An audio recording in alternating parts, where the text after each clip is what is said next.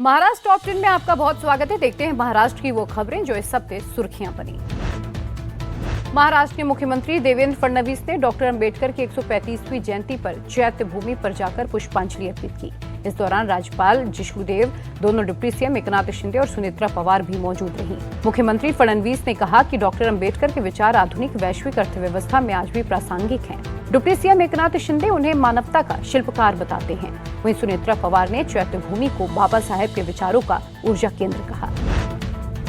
महाराष्ट्र को ऊर्जा के क्षेत्र में आत्मनिर्भर बनाने की दिशा में बड़ी उपलब्धि हासिल हुई है। छत्तीसगढ़ से पहली कोयला रेलवे रेक नागपुर के कोराडी थर्मल स्टेशन पहुंची, जिसका मुख्यमंत्री देवेंद्र फडणवीस ने स्वागत किया।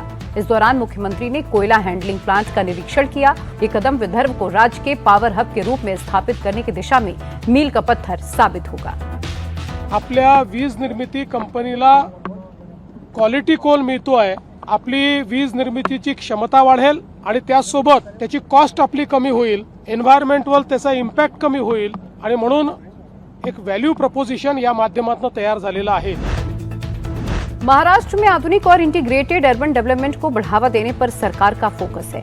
महाराष्ट्र में वियतनाम की दिग्गज कंपनी $8.5 अरब का निवेश करेगी। मुख्यमंत्री देवेंद्र फडणवीस की मौजूदगी में विन ग्रुप और MMRDA के बीच ऐतिहासिक समझौता हुआ है। इस निवेश के तहत smart township, electric mobility, renewable energy और पर्यटन की परियोजनाओं को विकसित किया जाएगा। अगले 2 सालों में करीब 5,000 एकड़ क्षेत्र में विकास कार्य होंगे, जिससे लगभग 24,700 प्रत्यक्ष रोजगार पैदा होने की संभावना है।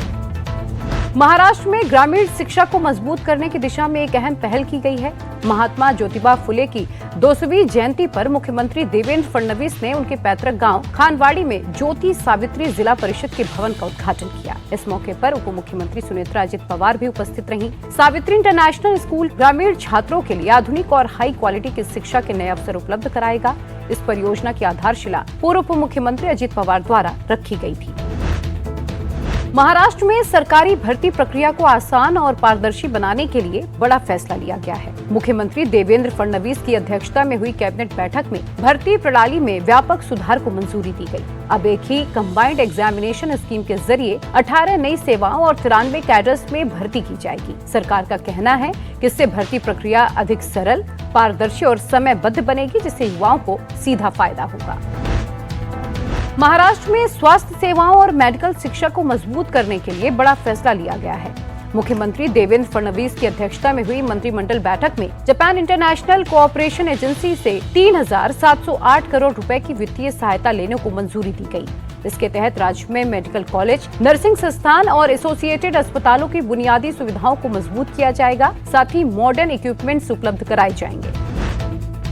महाराष्ट्र कैबिनेट ने क्षेत्रीय विकास को गति देने के लिए आकांक्षी जिला और ब्लॉक कार्यक्रम के विस्तार को मंजूरी दे दी।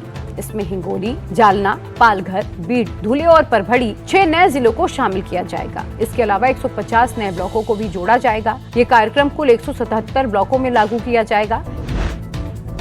एम्स नागपुर के दूसरे दीक्षांत समारोह में राष्ट्रपति द्रौपदी मुर्मू ने हिस्सा लिया। मुख्यमंत्री देवेंद्र फडणवीस और राज्यपाल जिष्णुदेव वर्मा भी सेरेमनी में शामिल हुए। छात्रों को संबोधित करते हुए मुख्यमंत्री फडणवीस ने कहा कि उनकी सरकार का लक्ष्य स्वास्थ्य सेवाओं को अंतिम व्यक्ति तक पहुंचाना और ऐसा सशक्त ढांचा तैयार करना है, जिससे हर व्यक्ति को 5 किलोमीटर के दायरे में टर्शियरी केयर की सुविधाएं मिल सकें।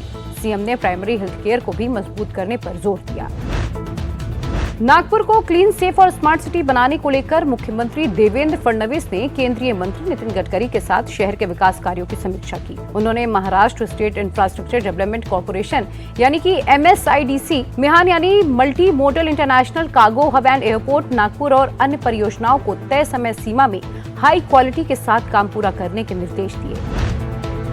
महाराष्ट्र सरकार के सूचना एवं जनसंपर्क डायरेक्टोरेट की तरफ से दिल्ली में राष्ट्रीय जनसंपर्क सम्मेलन 2026 का आयोजन किया गया। इस सम्मेलन में सूचना एवं जनसंपर्क विभाग के प्रिंसिपल सेक्रेटरी ब्रजेश सिंह ने कहा कि आर्टिफिशियल इंटेलिजेंस मीडिया और पत्रकारिता के क्षेत्र में बड़ा बदलाव ला रहा है। वहीं महाराष्ट्र सदन की रेसिडेंट कमिश्नर R विमला ने कहा कि प्रभावी जनसंचार के लिए तकनीकी और मानवीय संवेदनाओं के बीच संतुलन बनाए रखना बेहद जरूरी है।